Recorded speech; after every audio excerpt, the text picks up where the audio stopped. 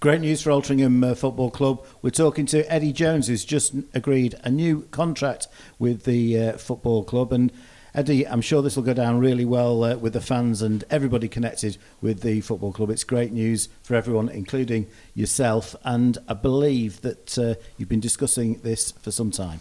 Yeah, I mean, conversations have been going on between me and the gaffer, sort of jokingly, about a contract situation for a while now, and it was only really sort of last couple of months where things have got kind of serious and we've hashed through the details, and I'm happy to be signing a new contract with the club, and it was an easy decision because I love playing for Altrincham and I love playing for the gaffer as well. If we go back to when you joined Altrincham Football Club, I can remember doing the initial interview when you came on loan. The same night we interviewed Chris Clark when he joined on loan from Fleetwood in the Vice President's Lounge at the ground. And you made your debut in what was quite a significant game against Woking. We'd had a really bad run. We'd not won in 7 games at home going into that game. We'd only won 2 out of 22 games. So you've joined the club when we were at a real low. And against Woking, you started alongside Jake Cooper making his debut. Chris Clark made his debut. So 3 players who've performed significantly well for the football club made their starts in that game. But it got off to a horrible start when Ini Effiong scored after 23 seconds. Yeah, I remember. What were we, 17th? Something like that. Something like that. But yeah, it was obviously coming into it, I didn't really know too much about Altrincham, but since that time I've only spent more time with the gaffer, Sorves, the fans, playing in front of them and watching this club travel in the right directions. I'm sure you've seen and all the fans have seen, and it's a real feel-good factor on the club at the moment. And don't get me wrong, it's something it's not happened overnight, and it's been a long, what has it been now, two and a half years that I've spent on loan and permanently as well, and the club's only gone in one way, and that's up. So I'm glad to have played a part of it. Yeah, we're just coming up to 2 years to your first game, and we went 2-0 down in that game. Kieran Lofthouse scored a really good goal. Elliot Osborne missed a penalty, so things were going quite badly at one point, but we got back into it. 2 great goals from Brian Colclough, a header and a really good shot towards the end. And that point, I think, really gave us a springboard to go on to what was a huge game the following week at Kings Lynn, which, if we'd have lost, would have really dragged us into the relegation mire. 100%, and it's a funny game, really. You see certain games that aren't really highlighted as big games in the season can be the turning point, which that Woking game was. And like you say, it didn't really get off to the greatest start, but sometimes they're the games that make teams, and that was really a game that kick-started a good run for the club, and went on to draw against Chesterfield.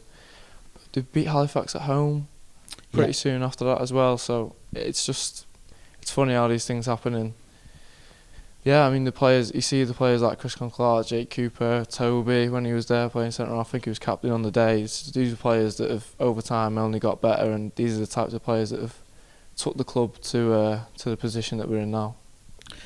You almost arrived as a bit of an emergency signing because we'd signed Kevin Burko on loan from Salford City for a month, and he got sent off the previous week at Solihull in a 5-0 defeat.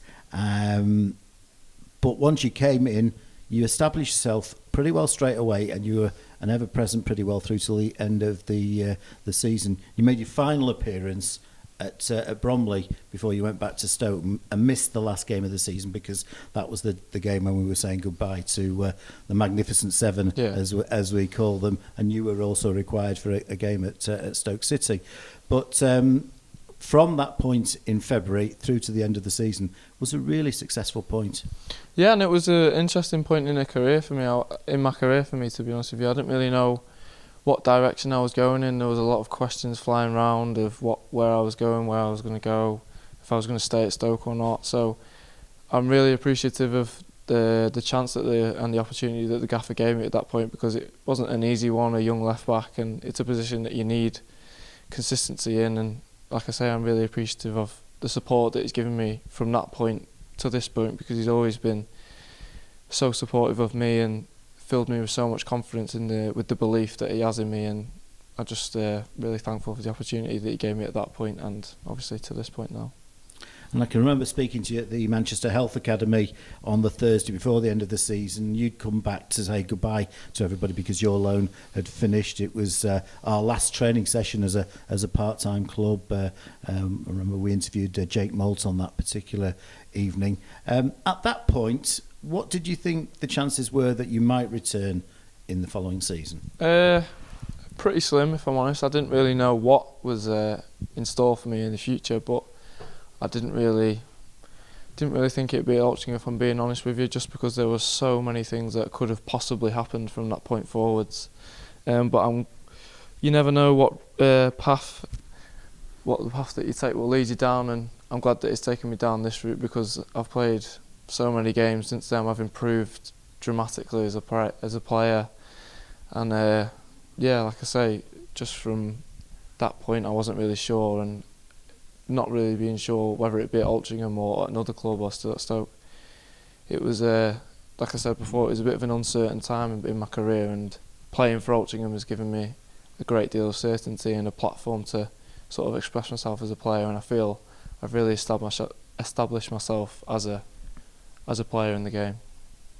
So you just missed out on a heavy defeat at Solihull first time round, but that was your second debut, which was a bit of a sad afternoon for Alty, despite the fact that Aaron Bennett scored a magnificent goal. I know, I was quite certain that we were going to get something from that game when Bennett stuck one in the top corner, but yeah, you have to go through them days sometimes, and the gaffer's so honest about it. Sometimes it's your day and sometimes it's not, and that was one of the days when it certainly wasn't one of our days. But like I say, we had a good cup run last season, and it was difficult to kind of build something in the league with the way that half our team was sort of filled up with loans a lot of last season. With like in the semi-final game against Halifax, when we just narrowly missed out on Wembley, it was like Kyle Ferguson, Maxi, Joe Hugill. I'd only just signed permanent. Miles Welsh-Hayes as well. There's so many loan players, so we had the core of a good team, but it was just missing a few players here and there, and the players that have come in this season have certainly filled those gaps. And when you started, it was a difficult time. We'd had a little bit of a difficult start to last season, our first as a full-time club.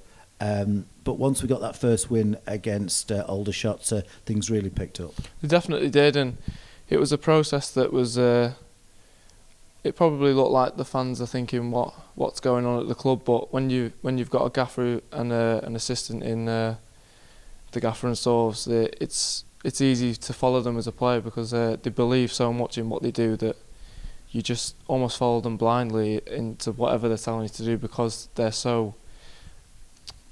with so much conviction in what they do, and that you can see what they've done now. The process has worked, and we went through a tough time. We had a few spells of good runs last season, and now we've worked with all that groundwork. We've put ourselves in a great position to do something special this season. And in terms of your appearances for Altrincham, you're approaching nearly 90 now. You've been pretty well and ever present. You sustained an injury just before Christmas, so you missed a few games. Tuesday night at Chesterfield was your first start on your return, and you picked out by Phil Parkinson in his post-match interview as having an outstanding game, one of the best he'd seen in an Altrincham shirt. So it was a good night for you. Yeah, I mean, it's always nice to play well, but when you're coming up against teams like that, it's just frustrating to play so well as a team because the team performance was one of the best I've seen since I've been at the club. Against a team at the top of the table like Chesterfield, it's just so frustrating to play so well and not come away with anything because I feel like we deserved at least a point from that game. But that's why they're at the top of the table, because we've gone through it today in analysis, and they've threatened our goal about 2 or 3 times.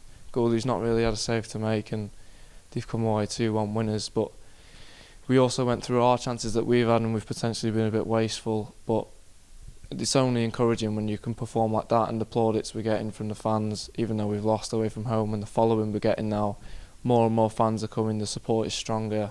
So it's just so encouraging as players, and it reaffirms what we're doing is right. And I think it's generally recognised that we've always had strength up front. We've always been creative. We've always had good goal scorers, but we've really made improvements defensively. And it's interesting because we've made those improvements pretty well with very, very similar players. So these players were playing well individually last season, but as a collective, we're defending as a defence and as a team much more effectively. Yeah, definitely. And, you know, Jake Cooper was there last season, Lewis Baines was there last season, I was there last season. But with the additions of, you know, Ethan Ross and Lewis Banks, they've been so good this season. They've been almost invaluable because sometimes you take both of them for granted because they're always there and always performing, and they give the lads like, you know, Moons, Justin, Chris, Regan, Dior, News, when they're on the pitch, they give a platform for them to go and win us the game. And for me, it's fine by me if I don't get the limelight, as long as we take the 3 points and the lads perform up top, that's fine by me. But yeah, definitely, it's just it's again shows that the gaffer has faith and that the gaffer's process works in other players, not just myself. Like Jake Cooper, the improvement he's made this season is outstanding, and Lewis Baines has improved even more. You know how good he was last season. He's gone again this season, and obviously Lewis Banks has got better with every single game that he's played, and now you're seeing a really top right back in this league. And as a back four, I feel like we're well gelled, and we've also got options like when the skip James Jones is back. We've got another really good centre half in this league. We've got Sam Roscoe as well, who gives us another option.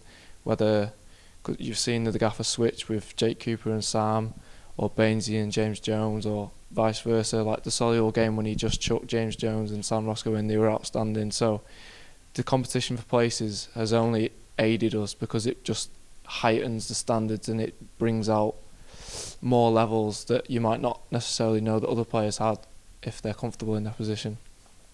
You've scored 3 goals since joining the football club, with the obvious highlight being the winning goal live on TV against Oxford City.